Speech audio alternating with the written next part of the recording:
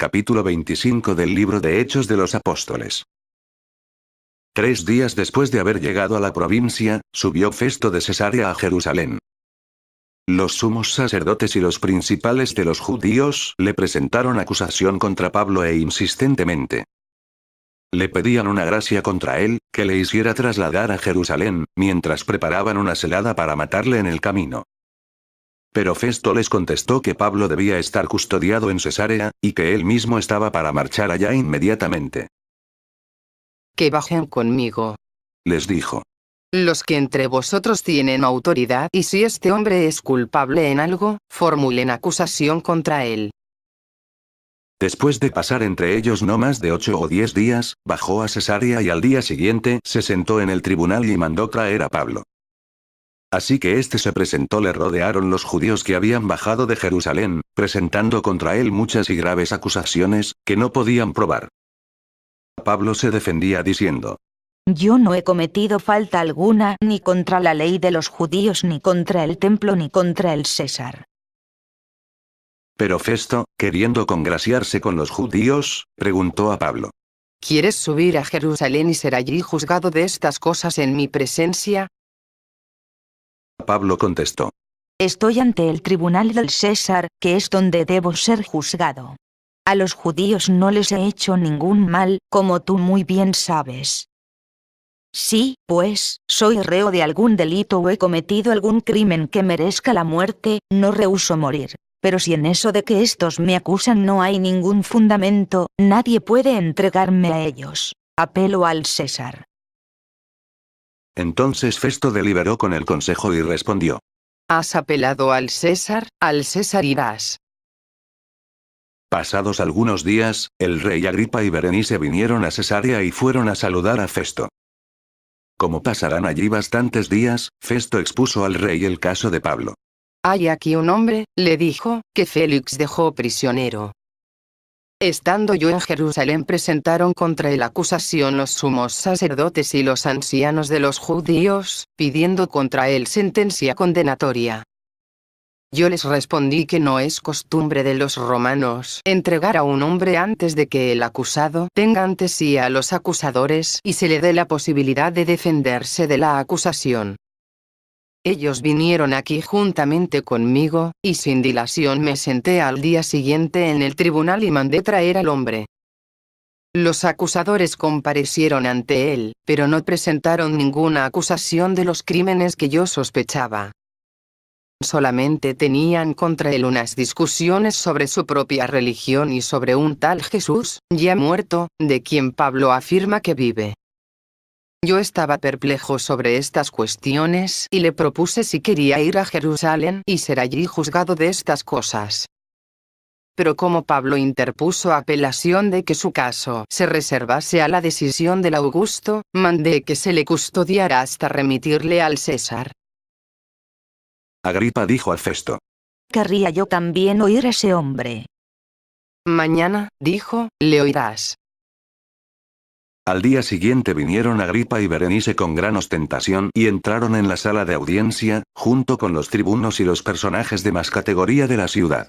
A una orden de Festo, trajeron a Pablo. Festo dijo: Rey Agripa y todos los aquí presentes, aquí veis a este hombre, contra quien toda la multitud de los judíos vinieron donde mí tanto en Jerusalén como aquí, gritando que no debía vivir ya más. Yo comprendí que no había hecho nada digno de muerte, pero como él ha apelado al Augusto, he decidido enviarle. No sé en concreto qué escribir al Señor sobre él, por eso le he presentado ante vosotros, y sobre todo ante ti, Rey Agripa, para saber, después del interrogatorio, lo que he de escribir. Pues me parece absurdo enviar un preso sin indicar las acusaciones formuladas contra él.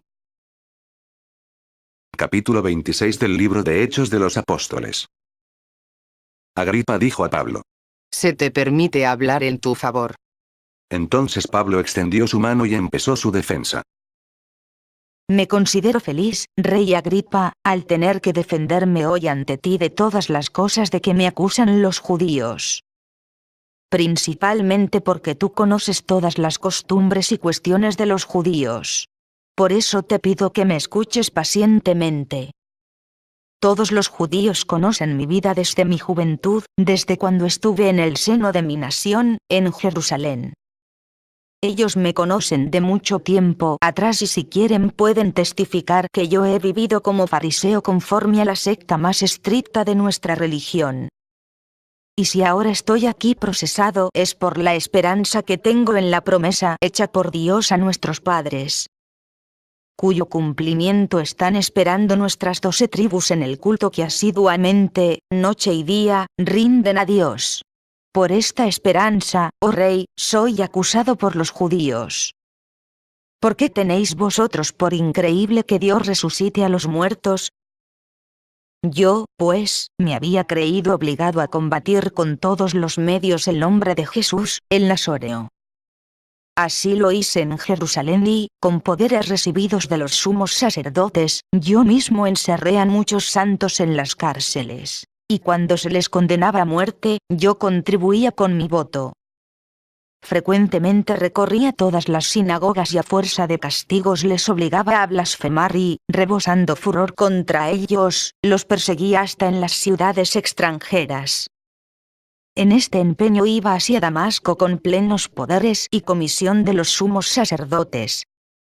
Y al mediodía, yendo de camino vi, oh rey, una luz venida del cielo, más resplandeciente que el sol, que me envolvió a mí y a mis compañeros en su resplandor.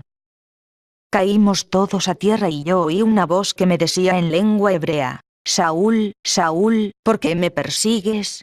Te es duro dar coces contra el aguijón. Yo respondí: ¿Quién eres, Señor? Y me dijo el Señor: Yo soy Jesús a quien tú persigues. Pero levántate, y ponte en pie, pues me he aparecido aquí para constituirte servidor y testigo tanto de las cosas que de mí has visto como de las que te manifestaré.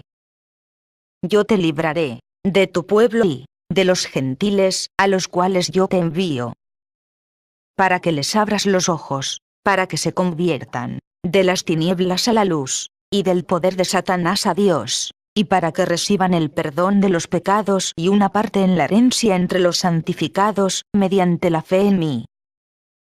Así pues, rey Agripa, no fui desobediente a la visión celestial, sino que primero a los habitantes de Damasco, después a los de Jerusalén y por todo el país de Judea y también a los gentiles he predicado que se convirtieran y que se volvieran a Dios haciendo obras dignas de conversión.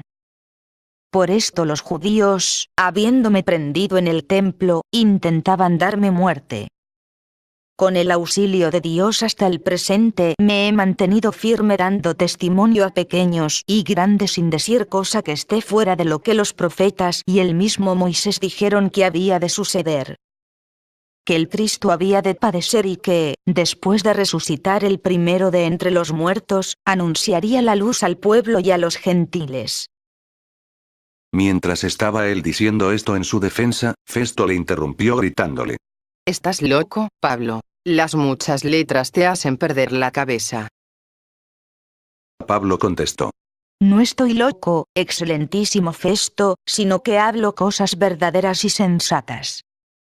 Bien enterado está de estas cosas el rey, ante quien hablo con confianza. No creo que se le oculte nada, pues no han pasado en un rincón.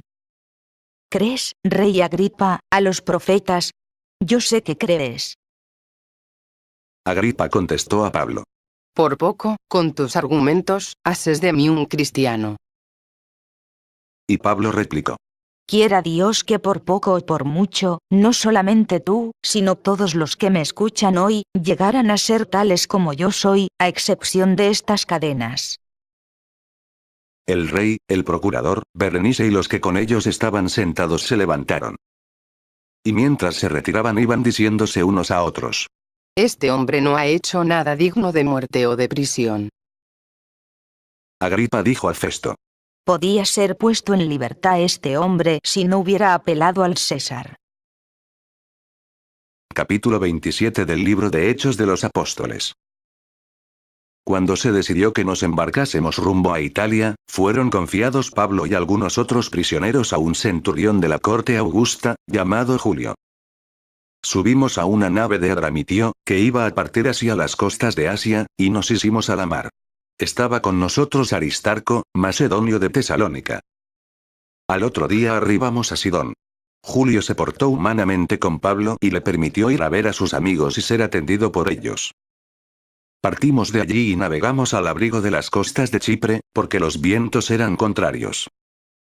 Atravesamos los mares de Cilicia y Panfilia y llegamos al cabo de 15 días a Mira de Lisia. Allí encontró el centurión una nave alejandrina que navegaba a Italia, y nos hizo subir a bordo. Durante muchos días la navegación fue lenta y a duras penas llegamos a la altura de Nido. Como el viento no nos dejaba entrar en puerto, navegamos al abrigo de Creta por la parte de Salmone. Y costeándola con dificultad, llegamos a un lugar llamado Puertos Buenos, cerca del cual se encuentra la ciudad de Lasea. Había transcurrido bastante tiempo y la navegación era peligrosa, pues incluso había ya pasado el ayuno. Pablo les advertía: amigos, veo que la navegación va a traer gran peligro y grave daño no solo para el cargamento y la nave, sino también para nuestras propias personas.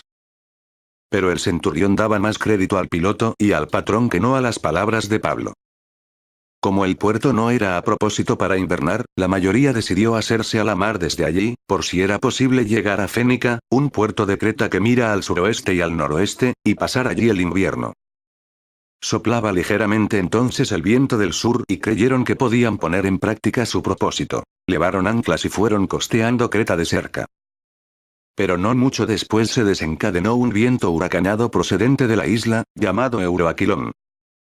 La nave fue arrastrada y, no pudiendo hacer frente al viento, nos abandonamos a la deriva. Navegando a sotavento de una isleta llamada Cauda, pudimos con mucha dificultad hacernos con el bote. Una vez izado el bote se emplearon los cables de refuerzo, ciñendo el casco por debajo. Y por miedo a chocar contra la sirte, se echó el ancla flotante. Así se iba a la deriva. Y como el temporal seguía sacudiéndonos furiosamente, al día siguiente aligeraron la nave. Y al tercer día con sus propias manos arrojaron al mar el aparejo de la nave. Durante muchos días no apareció el sol ni las estrellas. Teníamos sobre nosotros una tempestad no pequeña. Toda esperanza de salvarnos iba desapareciendo. Hacía ya días que no habíamos comido. Entonces Pablo se puso en medio de ellos y les dijo: amigos, más hubiera valido que me hubierais escuchado y no haberos hecho a la mar desde Creta. Os hubierais ahorrado este peligro y esta pérdida. Pero ahora os recomiendo que tengáis buen ánimo. Ninguna de vuestras vidas se perderá, solamente la nave. Pues esta noche se me ha presentado un ángel del Dios a quien pertenezco y a quien doy culto. Y me ha dicho: no temas, Pablo, tienes que comparecer ante el César. Y mira, Dios te ha concedido la vida de todos los que navegan contigo. Por tanto, amigos, ánimo. Yo tengo fe en Dios de que sucederá tal como se me ha dicho. Iremos a dar en alguna isla. Era ya la 14ª noche que íbamos a la deriva por el Adriático, cuando hacia la medianoche presintieron los marineros la proximidad de tierra. Sondearon y hallaron 20 brazas. Un poco más lejos sondearon de nuevo y hallaron 15 brazas. Temerosos de que fuésemos a chocar contra algunos escollos, echaron 4 anclas desde la popa y esperaban ansiosamente que se hiciese de día.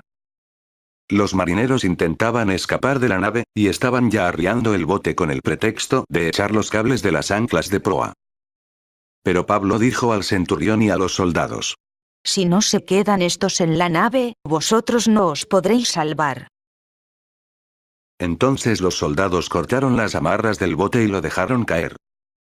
Mientras esperaban que se hiciera de día, Pablo aconsejaba a todos que tomasen alimento diciendo: hace ya 14 días que, en continua expectación, estáis en ayunas, sin haber comido nada.